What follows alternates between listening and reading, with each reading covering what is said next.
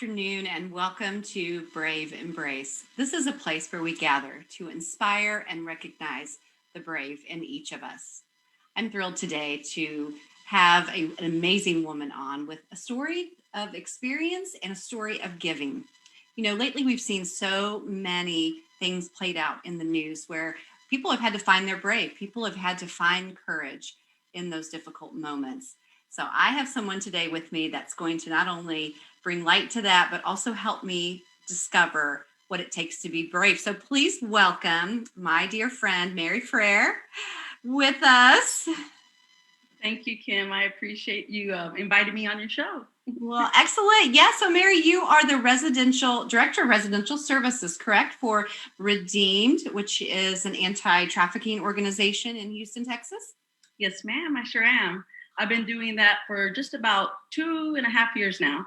Wow, that's a long time to be invested in such an important effort. Tell me, how were you drawn into that type of work? So it was really interesting because I really had no involvement in human trafficking, but I had just started attending a church and I knew I wanted to get involved. So I had made a decision that day when I went to church that I was going to get involved somehow. And the executive director at the time, Dennis Mark, happened to be speaking and being interviewed by the pastor, which it was very moving and it really just stirred my heart. So I was just like, oh, that's interesting. So I wasn't obedient at the beginning, and Redeemed just kept getting put in my face through my house church and just different opportunities to volunteer.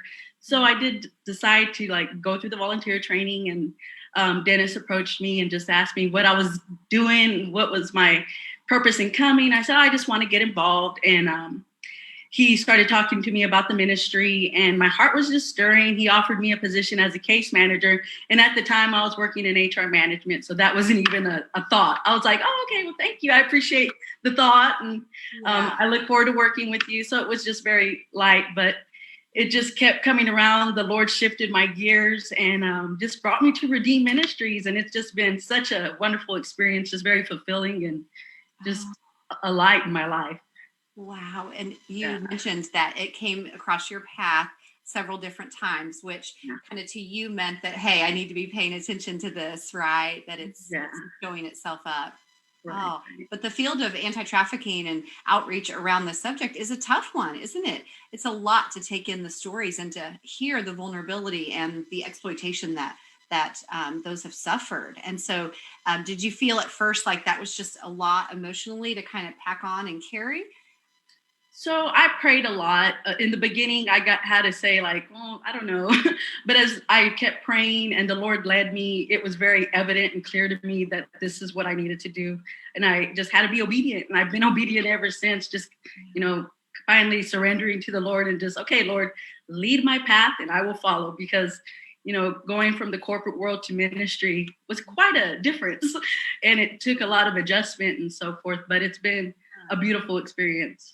Oh, I can just hear how much you love the work in your voice. And you're right, being obedient meant walking away from maybe the security of that, job that you'd worked for and in a management position in HR, which is such a crucial role in any company, to working individually and kind of case managing, which at that time, does that mean finding resources, helping manage the recovery emotionally and physically in someone that's gone through that experience? Yes, so they opened an assessment center, a 30-day assessment center in the year of 2015, and I started volunteering late 2014, or getting involved in late 2014, and then we didn't open our doors till January 2015, but we did. There was a slight period in November where there was no one there working except for me and another lady, and we had 5 Mandarin women come and they needed somewhere to go. So we stepped in, we did that. It was just an amazing experience. So I worked there for about 8 months and then our grant ran out. So then we ended up having to close those doors, but it was just, wow, just thrown in it and just learning. And I quickly got promoted into a supervisory position. So it was a really interesting experience, hard at times, but it was very fulfilling and it really changed my world, just really humbled me and changed who I am. It changed the way I saw the world and just everything. Yeah. That's really inspirational. I appreciate you sharing that. And I know that in my advocacy work and work and giving with nonprofits, I felt like an inner calling, kind of a fuel. And for me personally, overcoming victimization meant that I wanted to pour back. So as you began knowing more about this type of crime and this, hurt that exists in our population, did you find yourself drawn due to some things that you had gone through or things that witnessed in life that kind of touched a place in your heart? Yes, most definitely. I know in the beginning I was like, God, how am I going to feed into these beautiful women? Because I've never experienced human trafficking myself, but I have my past and my trauma that I went through, and it did mold me into the person I was. And through my experiences, through God and just being led, I was able to use my trauma from the past to really feed into these ladies, because I know a lot of them, I felt like they're going to look at me like you're a phony. But it's interesting to see like how my abuse as a child, or, the trauma that I endured, or the harsh words that were spoken to me, or the unhealthy relationships I went through, how it really helped me connect with these women and just pour into them and just, tell them, I understand and I love you and I'm here for you. So it's been an amazing experience. I've been able to turn all my why, Lord, why into I understand. I get it now. That's just so, encouraging, I think, for me. I have chills head to toe about how we can take the pains of the past and really use them purposefully. And like you said, we often wonder, was this certain life that we lived given to us, and yet in a way to be able to understand some of the violations that these particular clients that you work with daily have suffered, and be able to meet them where they are. Yeah. That's miraculous. That is a true circle of events back for good, isn't it? Yes, and that's so important that you say how you said that. You have to meet them where they're at. And one of the things that has really impressed on my heart is that the Lord had drawn me here to love, and to love unconditionally. And for many years, because of my trauma, I didn't know how to love, and I let alone love unconditionally. So by the grace of God and his beautiful relationship, I've learned to be able to just pour out that love to the ladies, because they've never experienced that. And just to be able to just love them with no judgment, and just see past the hurt and past the pain and past the past, and just see them for the beautiful creation that they are, and just love them and be able to walk alongside them and be their sister, their mother, and their confidant. It's just a beautiful experience. So what I hear out of that is redemption, and I love that the name of this program is Redeemed, and it sounds like, am I right, that there was some redemption happening in your story as well, as you've been pouring out your love. So you've almost taken your hurt and violations and really mined it into love. It makes me, I'm overcome, like, to be able to do that. Were you at a place in your own healing where you felt like you were ready to do that, or did that come naturally as you began to see yourself in others as well? So yeah, I really thought as an adult that I was healed from my past. I had never seeked counsel until I started working with Redeemed. That's one of the requirements as an employee. There is, we have to go to counseling just to, for self-care and just to take care of ourselves. And it was interesting because my trauma happened when I was 5, and, things happened through the years and whatever. And I was formed, and I created this very strong exterior, just like nothing hurts me. And I just felt like I was a strong woman of God, and that, unmovable. And it wasn't until I started working with Redeemed Ministries that I realized the importance of healing and counseling, and just walking through that trauma one last time just to get that final healing. So it's funny because, my trauma started at the age of 5, and I didn't start counseling until the age of 40. And it's been 6 years of just healing, and it's been amazing. And I'm just like, every day is just another day of healing. I get to grow with these ladies, and not only do I get to pour into them, but they pour into me so much. And it's just, I'm blessed with a beautiful, amazing team, and we just have this unity that only God can create. So it's been a blessing. I hear the joy in the process of what you're sharing. I love, first of all, that your leadership and the board requires counseling for staff and team members. And I love that. I think that's unique and very progressive. But it allowed you to open a door to something that you had closed and maybe had decided I either don't want to deal with that or that, I'm ready to now. Do you think the experience of work helped you to process? And do you mind sharing a little bit about some of the things that you kind of were light bulb moments as you realized, wow, I do want to heal from these things. I do need to step out of it.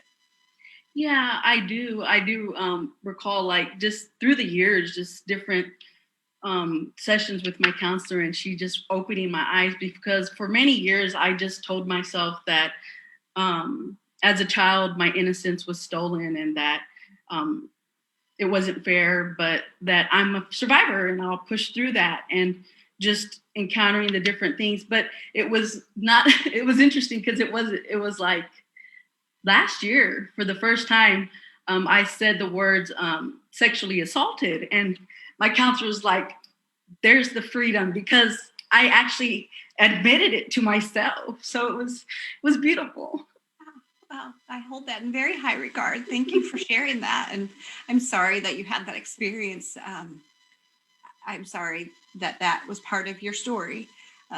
What I hear, what I love is that you've chosen to overcome that through time, and it's a journey, right? As we both know, to use that to rewrite your story, and now you're rewriting it in a way where you are pouring into others. Do you, in the light bulb moments, do you feel like there is a need to have restoration around the experiences that have caused the pain, the assault, and has it opened? Yeah. For sure.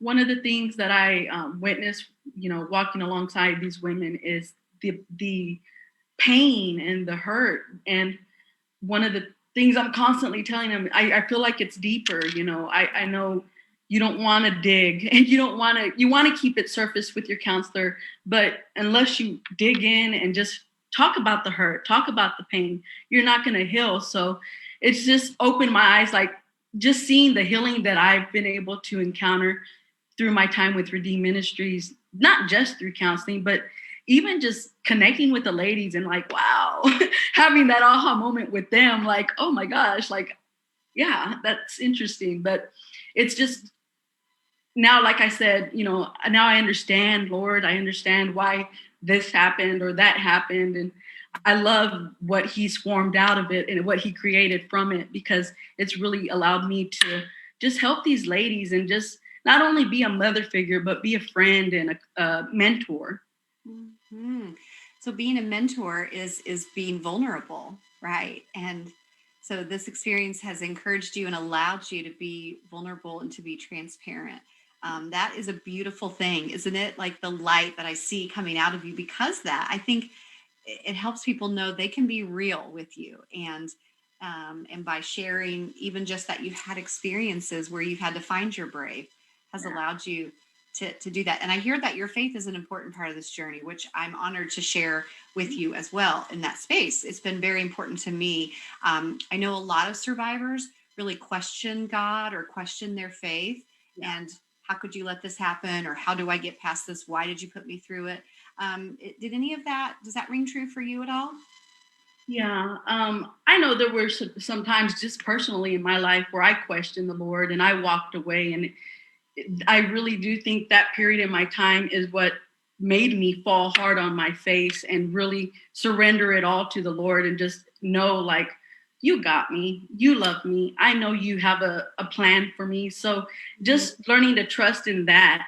And one of the sad things that I see too within the organization is these ladies come in so broken, so hurt, and they get really sad news, like children taken away or their trafficker being set free or what have you. And it's heart-wrenching, but it's hard for them to believe that there's a God with that kind of outcome. But we walk alongside them. We don't push the Bible on them, but I am who I am, and I pour out my love, and hopefully that they can experience God through me.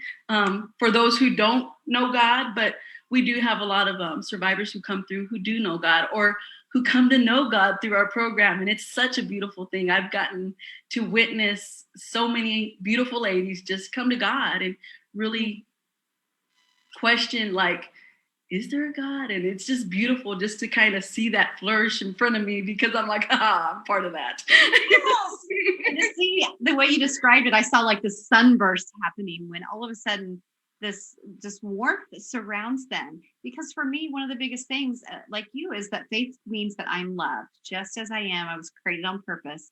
And that even though this worldly stuff has happened, there's still a God who loves me. And when, like you said, to be able to share that in the midst of hurt and heartache and let them allow and accept it is like transformational. Wow. You get to do that every day, huh? Yeah. And even for the ladies who don't come to know God, just to love them, regardless, you're still my sister. I love you. And they, although they're not quite there, at least I know I planted a seed. Absolutely. And knowing that somebody loves them like yourself and your staff as well, and that you're there to provide and support them in all the ways that we all deserve to be supported and cared for. What a 180 from working, in the corporate world to kind of stepping back into this. Are there some things that have come up for you either day to day with clients or for yourself in your healing journey that you didn't expect? Like, are there things you're facing that you never thought you would face?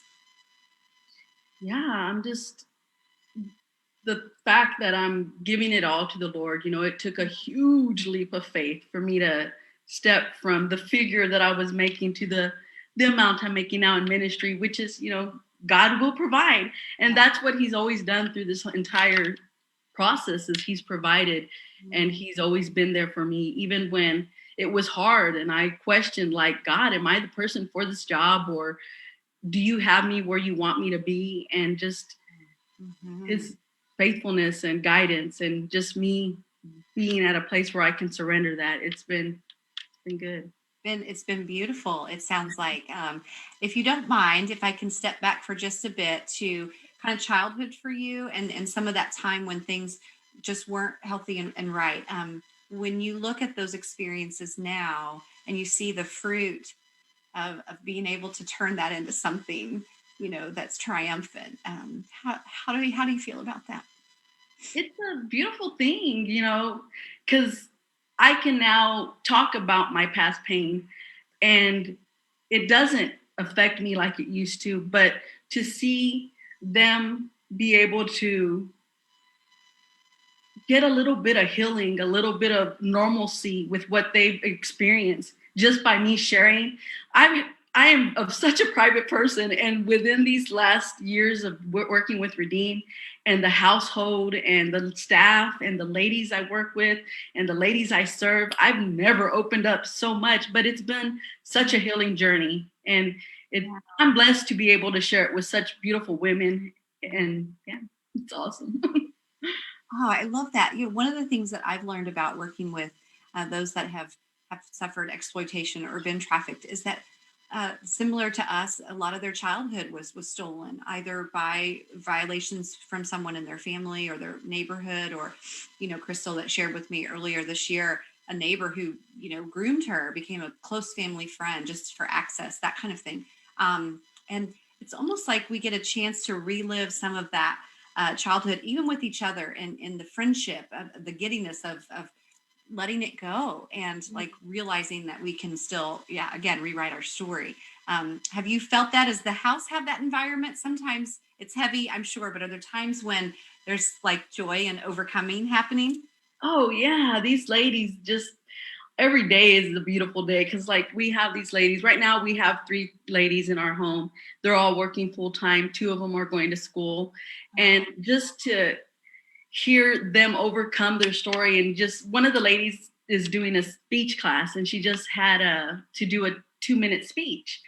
And she came last year, or in 2019, when she entered our program, she was so broken and so hurt, and she couldn't even talk about the slightest thing without breaking down. And just to see her, she stood up in front of the living room, and she stated her speech, and she was so eloquent, and it was so beautiful, and she was just so poised, and just to see the healing in that, just that. And I'm like, look at you, just telling your story and owning it, and just being so bold and beautiful about it. And it's just that right there, it, like, the pain, the sadness, the tears, the hurt, it's all worth it, because to see these ladies walk in so broken and so hurt, and just, self-worth is just diminished. It's just beautiful to see that transformation into this beautiful butterfly. And we call our ladies sparrows, and it's a beautiful thing, because you just see them. You see them just learn to spread their wings and just become a new creation. And it's such a beautiful witness. And I am so blessed to be able to be a part of it. Wow, you're bringing so much light to them, and it's a beautiful family that's being recreated, right? So you guys offer sustainable services for survivors, allowing them access to all kinds of things, and also education, and just getting all their needs met, right? And helping them through any kinds of recovery services they need, or court processes. I mean, that is so, you're walking alongside. And yet we've been wounded, but it's somehow walking in like an army of those that have also been wounded. There's a special power to that, Yes. isn't there? Yeah. Yes, definitely. Oh, and here we are in, International or Women's Month and International Women's Day recently. It made me think about you as a mother. You have 3 beautiful children and some grandchildren. Do you have 3 grandchildren? Is that right? 3 granddaughters. Yes, ma'am. Granddaughters. So how have you been able to incorporate your healing journey and the knowledge of what you experience and what the vulnerabilities are, kind of while raising your kids, and then also looking at the lives of your grandkids and what their future is? Yeah. So I always say this, I joke about it, like God's been training me for my job my entire adulthood, because I've been a single mother since my baby, who's 23 now, she was 7. So I've been a single mother for many, many years. And I really do think that God was training me for where I'm at now, because these ladies do see me as a mother. But yeah, it's been just being transparent with my kids, and just opening up and telling them, like, this is what I struggled with, and be careful. The world is an ugly place, and you gotta, really guard your heart and guard your soul. And just being able to be transparent with my kids, and even with my granddaughters, it's so cool, because my one of my granddaughters is always having sleepovers, and we watch church together, and her little mind just wanders, and she's like asking me all these questions about God and about Jesus and about what we just heard. And it's nice that I can make that kind of impression in my grandchildren's life, because I was a young mother, so I didn't always make those wise decisions early on, but it's nice to be able to do that with my granddaughters. Yeah, I love that. Again, that we don't always have to be perfect and have done everything perfect. Like somehow God finds a way to redeem it all at some point, right? And I'm going to be a grandma soon, as you know, so I'm excited about that. I'm sure I'll be taking some tips from you. And you have a son, Manuel. And does he know a lot about what you faced in life and some of the losses that you've had? He knows some. I've never really gotten into detail, but he does know of the sexual assault that occurred when I was 5, and some of the pain that I endured, because he was a man or male raised in a all female environment, because he had his 2 sisters and myself. So this now man, who's 28, an epitome of my father. It's beautiful to see the transformation that was created in him. And just being around all women, he has this love for women, and he's just this respect for women. He's human, he falls, but he still has that, like, he's so protective. It's so beautiful, but he's a man, and he's so much like my father. It's my father passed when he was 4 years old, and he made quite an impression on him. Thank you, Jesus, because my son is an awesome man. Wow. So he's also has great influence not only on his sisters but on his nieces as well, right? So yeah. And so do they they're older now. Do they understand kind of the dynamics of the work that you do and the deep losses and violations that a lot of your clients have faced? They Yeah, they pray for me a lot. oh, They're I my love biggest that. prayer warriors. So Yeah. they Love know that. all about what I do, and they support me 100%. And it's nice be to have that type of support. Right. Yeah, because I imagine this work and work that I've done similar in the past, there's secondary trauma that can occur, right? And so vicarious trauma of just carrying the load of these stories, they're important to us, right? And I hear you saying that you take them on as a mama bear, which I love, because that I think helps, those that we walk with know that they're not alone, kind of stand in that gap. But that takes a special strength and courage. Are there days where you are feeling a lack of some of that reserve of courage or that strength? What are those days like? Yeah, so I've created a routine, and it's just more. It's for health and Lord, of course, for my relationship with the Lord. But um, I have to wake up every morning and be in the Word. I jump in the Bible. I do my devotions. I listen to a sermon, and I just pray and just have my quiet time with the Lord because I need that. The day isn't the easiest. We're running around. We're dealing with ladies with trauma, and it's just you know certain things trigger these ladies, and it's becomes a domino effect, and it does get trying at times. But what I've learned is just to fall on my knees and pray, call out to the Lord and just pray and just ask him to guide me. And one of the things that he has always impressed in my heart since I've worked with Redeemed, because believe me, I've had to pray a lot and ask God, what am I doing here? And there's been times I've fallen to my face, but he always repeats to me, this isn't about you, Mary. This is about my kingdom and its work. So just be obedient. So it really just humbles me. And I'm like, yes, Lord, I'll be obedient. I'll do what you say. And I pray this prayer every morning. Lord, let me see these ladies through your eyes. Let me love them like you love them. Allow your everything to just flow through me. And I pray that that's what they feel. Because that's what I really hope that I show them. Oh, I'm feeling it now. I'm sure they must when you walk through those doors. I mean, that's the greatest call. If we could just love each other everywhere like that, right? Uh, we face so many divisions in the last year or two, and I mourn the loss of just being able to sit with someone, and you might have a different opinion, or you might be having a bad day, but you can still just be. And but now there's so much criticism, right? And it weaves itself in. So if imagine if we could face and give that kind of love. So just to pivot a bit, I love all those exercises that you do in the self-care. So if we have a listener who maybe isn't as sure in their faith or has had a bad faith experience and they have chosen to turn away from God, which we understand that's a part of the journey and process too. But what are some other things that people can take from that experience? Like, so getting up early, definitely making time for quiet time, are you saying, and journal or meditate, maybe take a walk. What are some other things like that you think help the inner spirit be revived? Well, definitely healthy eating and exercise.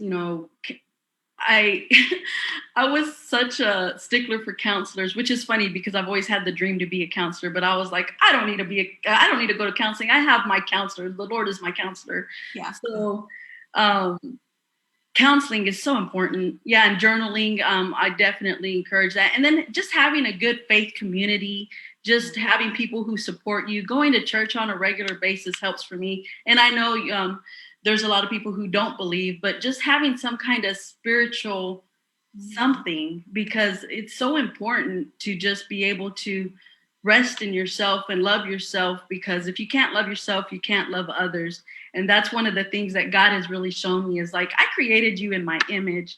So I try my best to shine like I'm created in the Lord's image. So beautiful. It makes me think, though, quickly about times when in one particular time, when I was early in my journey of healing, and I was so broken and wounded. And I remember looking in the mirror and just feeling like I didn't recognize the person that was staring back at me. And it felt so ugly and hurt and broken. And I mean, there are people that struggle with that daily. How do you weave in that knowing? How do you weave in the surety of not only were you created in that image, but that you're loved by, all of us, and by your team, and by our great God? How do you weave that in? For me, I know a lot of my security and faith and just my strength, it all comes from the Lord. And I really, without it, I lack. Like you said, there were times I looked in the mirror and I'm like just in disgust, but being able to know that the Lord lives inside me and the Lord lives inside you and the people, that everyone, regardless of their beliefs or regardless of what you've gone through, the Lord is alive in each and every one of us. And that's what has held me true to who I am and how to love myself and how to love others, because it was really difficult for me to love others and trust others for so many years because of my past pain and my past trauma. But yeah, I just kind of got off track. What was your question? Oh, you were great. It was perfect. I was just going to ask, so in those younger years when you were kind of incorporating all of that into growing up and, becoming like a teenager, and that during those difficult times, and having, the story of this abuse in your head, were there ways that you coped then, even when it was so raw and so new?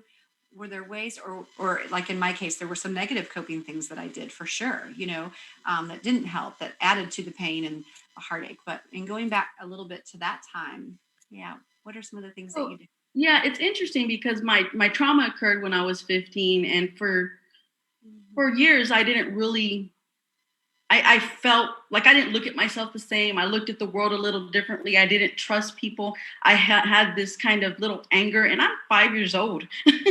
And that carried with me for 13 years. And then I just remember opening up to someone, and the outcome was just so negative and hurtful. And it just took me into a spiral where I turned to smoking, marijuana and drinking. And I'm 13 years old, just, completely turned my world around. And I just started doing a lot of bad things. But as difficult as it was, and not the ideal situation, at the age of 17, I got pregnant with my son, Manuel. And I had to change, because I couldn't raise a child with so much anger and so much hate. I needed to make a change. And I always tell him, you're my saving grace. His middle name is Angel. And I was like, you were an angel sent from heaven, because he really did turn my world around, because I needed a change. I just remember going to my brother. I'm 7 months pregnant with my son, and I'm just kind of broken. And I'm like, bro, you got to help me, because I have so much hate inside me, and I just don't know how to love. And I know I'm going to raise this child, and I don't want that for him. Help me. And he said something so profound. I joke about it, but it's really not that profound. But he always told me, he's like, kill them with kindness, sis. Kill people with kindness. You're going to experience mean people, harsh people, just kill them with kindness. And I'm looking at him like, oh Lord, I'm like, with kindness. That's what you have to say. Yeah. Yeah, he told me, he goes, you're going to be able to sleep at night, and they won't. And so I kind of listened to that, because at the time my faith wasn't that strong. We were raised in the church, but it was all very routine, very religious. And I didn't have a deep relationship with the Lord. And plus I had a lot of pain and anger that I kind of blamed on him. So I always say, my son was my saving grace, because it really did turn me around. Obviously, I didn't do a complete 180 right away. It was steps and, mistakes and hurts and so forth. But I went through a divorce when I was around 30 years old. And that really catapulted me into my relationship with the Lord now, because I turned from religion to Christianity, because I really started digging into my Bible and learning what it really meant, and just realizing like, oh, so I haven't been living by the Bible, but all these years I've been going through the motions and what have you. And so at the age of 30, when I turned into a Christian, that's when my world really started changing. I divorced my ex-husband.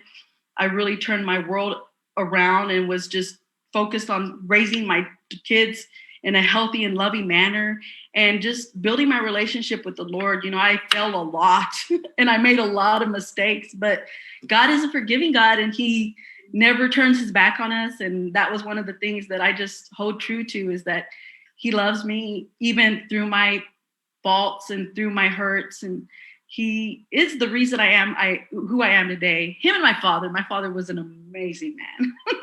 Sounds like it. What an angel he is as well. But what I love about this opportunity to talk and have conversation is that so many of us can resonate with your story, and the ups and downs and the ebbs and flows. And we try to fix the things that are broken or hurting with worldly ways. We could try to numb ourselves. We try to find something to make us feel better, instantly, because of the pain of the traumas. And it's so hard. And I think we've seen in the last 5 years that so many people have faced these similar experiences. And with the Me Too movement and Time's Up, we're all trying to join together to say, how can we share our stories like this in a helpful, healing way, in a safe area without judgment, where we're celebrating the brave? Because what I hear you did when you were pregnant is like, you knew or felt you needed to change. And so rather than wasting so much time looking backwards, you just took steps forward, and you stepped into the possibility, you stepped into the brave. And I know when I'm working with clients, that's what I try to help them see, is that it's really just one step forward that we all start taking, right? And is that something similar that you were able to share with your ladies and the folks that you're working with now? Yeah, because they always tell me, man, Mary, you're so happy all the time. You are so peaceful, and I'm like, this did not happen overnight, just so you know. Process. Yeah. Yeah. I mean, I fell, I got up, I fell, I got up, I fell, I got up. And it's not how many times we fall, it's that we get up every time. And that's one of the things I just try to tell these ladies, like, you're going to fall. It's okay. But, get back up and keep on going and forgive yourself. Don't hold on to that shame. Don't hold on to that unforgiveness of just like, I'm a failure and there's no point and might as well go here and do this. And so I just try to pour into the ladies, like, you're going to make mistakes. I'm growing every day. I still have to apologize for things that I say or do. And we never stop growing by the grace of God. Thank you, Jesus. Yeah, but right. I got a long way to go still. Please don't stop, because you got a lot of work to do. But I just try to tell them, like, hey, it's a growing process. I got 10 and 15 years on most of the ladies in the house. So they see me as this light, and they're like, I want that. I wish I could just not care and just be like so carefree. And it's like, it's not that I don't care. It's just that I learned that my only judge is the Lord, and people are going to judge. People are going to look, people are going to talk. But the fact of the matter is I know my heart, the Lord knows my heart, and we're in line. And as long as we're trying to live a good life and be a good person, that's all that matters. And I hope that I speak life into their lives. I've seen a lot of ladies go through our program. I've seen many ladies graduate, and it's just, the bond that we form, the love that we have. It's a beautiful thing. Wow. It just is so encouraging my heart to hear about the change and transformation. So tell me a little bit. So there's a house, and you can hold or have about 8 women there, right? That are in a program that's a residential program. Tell me a little bit about it, if you don't mind. So Redeemed Ministries, we have a long-term residential facility. We were actually blessed with this beautiful $1 million home, 4,500 square feet. Wow. And a couple just gifted it to Redeem, which really tells me, like, they're doing something right. So yes. it was People do care. Yeah. yeah, people do care, which is great because we need that. We need people to care. Yes. Yeah. But yeah, this house is a beautiful home. We house up to 8 women. I have 2 staff members, 2 live-ins that alternate through the week. Basically, our program is 12 to 24 months. The first 12 months, they're going through our program, going through our curriculum, going to counseling on a weekly basis, going to equine therapy on a weekly basis, doing their weekly exercises, getting involved in support groups, and getting them hooked up with mentors and advocates, and just trying to get them to a place where they need to be. You know, we teach different classes like budgeting, life skills, you know, we have survivor-led classes. It's just a beautiful thing to just see them grow through our program. And then we help them get a job and get all their documents together, get a job, go through school, help them get scholarships and so forth. And we're actually going through transition right now where we're working on creating a graduate housing program, because one of the things that we've seen in the past is, you know, these ladies graduate and they think they know what they're going to do, but you know, they falter here, they falter there. You know, I've gotten calls like, I just got a flat tire and the Lord hates me. And I'm like, no, that's normal. So people get flat tires. Like it triggers pain, but that's just one of those life things. Yeah. So just recognizing some of the struggles that those ladies endure because they graduated. So we kind of changed up our program. We're trying to revamp it to accommodate some of the stresses and the struggles that we've seen that the ladies endure. And so we decided that a graduate housing was much needed. So we also have started allowing the ladies to drive in our program at 18 months, and we bless them with $1,500, and then they can put whatever and they get a vehicle. And then it's just walking them through life, you know, like the first time you get a ticket or get pulled over, you get in an accident, you know, call me, let's walk through this together. So they're not alone. We all need that, don't we? Because I know when I get a flat tire, I panic as well and thank God the Lord hates me, you know. Like, who am I going to call? What am I going to do? Some of those same things, but so you're giving them a community, a tribe, a family. Yeah. Wow. Yeah, so that's what one of the endeavors we're doing right now is we're trying to raise money for our transitional home. And that once they graduate from our program, which they can graduate from 12 to 24 months, and then they have the option to move into our graduate housing, which is 12 months. Right now, we're hoping to be blessed with a house. Only God knows. We'll see what happens. We've been raising money. We just had our golf tournament, and we have some other events coming up. So we're looking forward to just raising money for that, so we can hopefully get a house at some point and, you know, continue to grow our program and just walk alongside with these ladies. It seems it's so valuable. And we will definitely have links to your website and information, not only on the screen while we're sharing today, but also following up and as we send out the information so that people can join alongside your cause. It's so valuable. And I don't know about those watching, but I'm inspired when they've got people like you on the front lines, really, that are there, you know, wrapping arms around those of us that need it. I mean, I can't think of a better cause that I would like to, you know, support and be a part of investing in, actually, because I feel like, you know, it's back down to that. We have to go where our, not only God leads, but where we're feeling called to, you know, to serve and to give. And I'm wondering, you know, do you feel like your work and the ability that you have with these ladies and even in your family would be as rich or as deep or as transformational if maybe you hadn't had to face some things in life, if you hadn't suffered some losses? Do you think it would be as rich? No, I don't. I always say this, like, if I could do it all over again, I wouldn't change a thing, because it really did make me into the woman I am today. And some of my pretty much all of my past trauma is how I connect with the ladies. And if I didn't have that past trauma, I don't know if we would be able to connect in a healthy way where they really trust me, because you're dealing with these ladies and they've been through some pretty crappy stuff. And sometimes you're just like, I haven't gone through what you've gone through, but I know your pain. And it's just, you think like, oh yeah, you don't know what I've gone through. But to be able to connect in different little aspects of our lives, it really gains trust. And they are like, yeah, you know, I may not have gone through what you've gone through, but I know pain, and I love you, and I'll help you and walk you through this. Let's do it together. Wow, what a way to spend your days. I mean, this is so remarkable. And I hear redeemed and redemption and restoration in not only your life and story, but in what you're able to provide to others. I don't know if there's anything more brave than that. Thank you. If there's something that you could share with uh, the ladies that you're working with, or those that might be watching, kind of a nugget of like a cheering on of how to push through on those really dark days.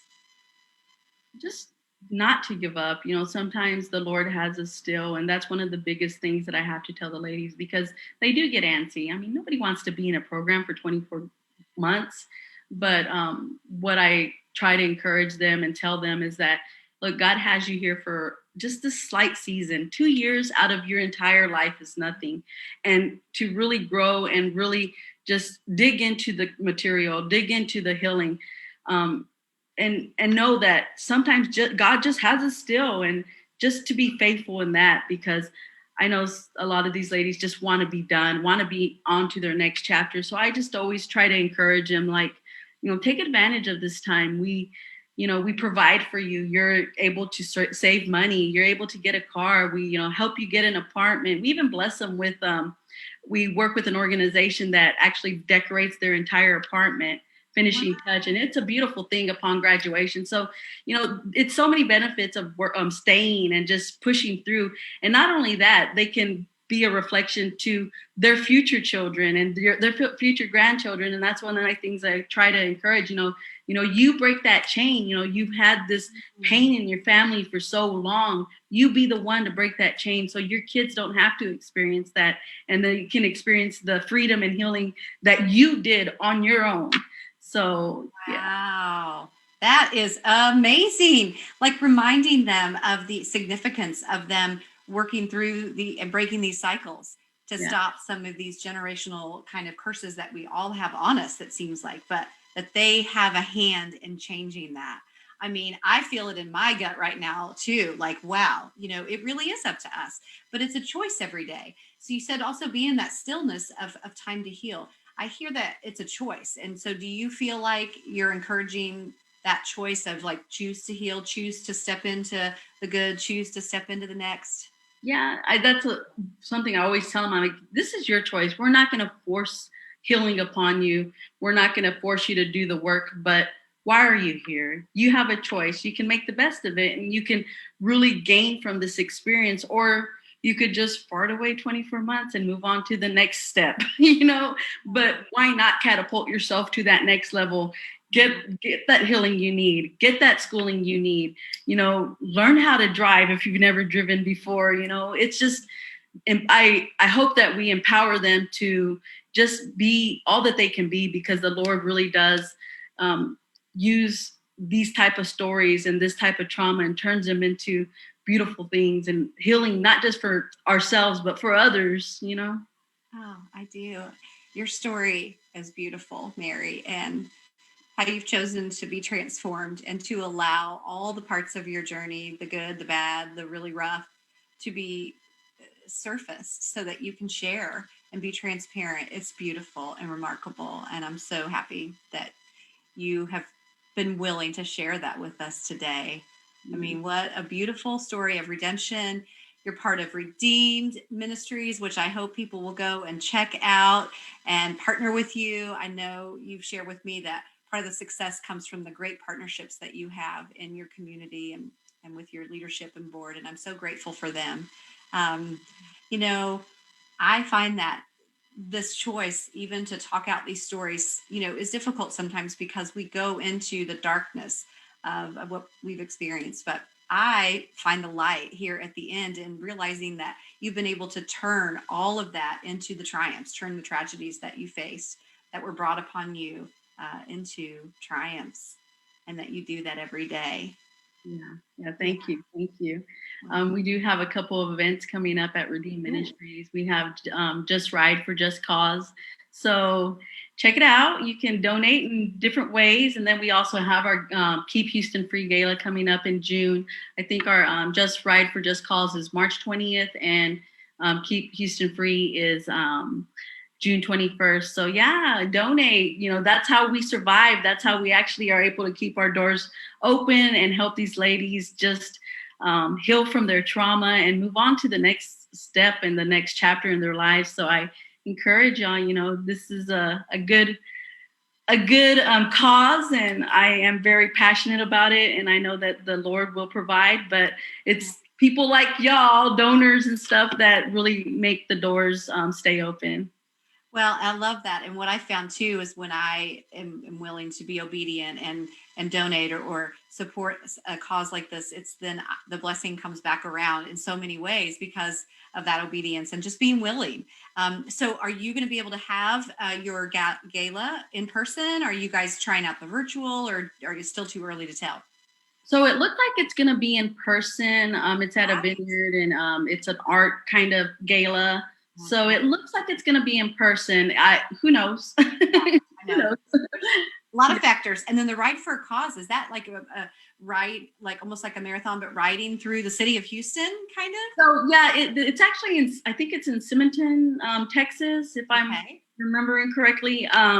But yeah, just getting teams together. You know, yeah, just getting Cool. donations and stuff. Yeah, So for people that like physical activities and all those things, yeah, you really yeah, got. it's a biking event. Well, I love it. Well, Mary, I want to just thank you from the bottom of my heart, sister to sister, woman to woman. I'm so proud, and I'm really overcome by your journey and your story and how you've turned it into good. And I just thank you for your heart so much. Thank you, Kim. Thank you. It was such a pleasure to be here. And thank you for thinking of me. I love you so much. And I love you like a sister. Likewise, we'll be doing lots of work together for sure. I Uh, look forward to it. Thank you. Yes. Well, as I close here, I just want to thank those that were watching and remind them that we find these stories, difficult experiences in difficult moments of life, but we choose to focus on the brave and the strong and what we've done to overcome. And we hope that these messages today brought healing to you and also showed a pathway and a journey that you can get there too, and the glory of bringing it back around. So please check out Redeemed. And again, thank you for watching, and be brave.